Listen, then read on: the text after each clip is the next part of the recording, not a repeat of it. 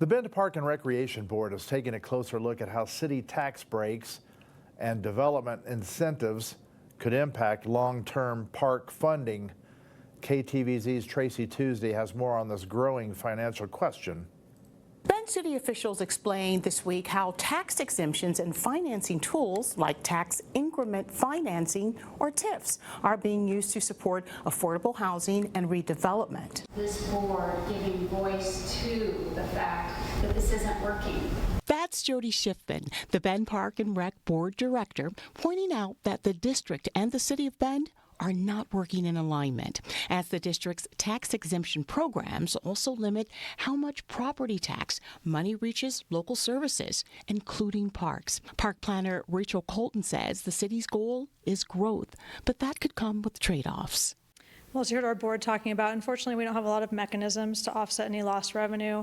Our funds really come from property taxes, system development charges, and then user fees. And there are not, beyond a potential for a bond or levies, there are no other mechanisms for us to recoup those funds. According to city figures, the current and proposed exemptions could mean about $40 million in foregone revenue for local districts over the next 30 years.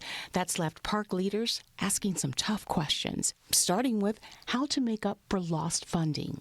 Another question, how much say does the park district actually have in these tax decisions? So for the TIF districts, those are specified per the Oregon revised statutes, but we have no approval authority on those. And finally, what could all of this mean for the district's long-term plans? Property taxes are really what funds our operations, and so those TIFs and tax exemptions, the loss in those monies impacts our ability to have operational programs. You know, for example, projections was an $800,000 loss in property taxes, which equates to the amount of scholarship we provided last year.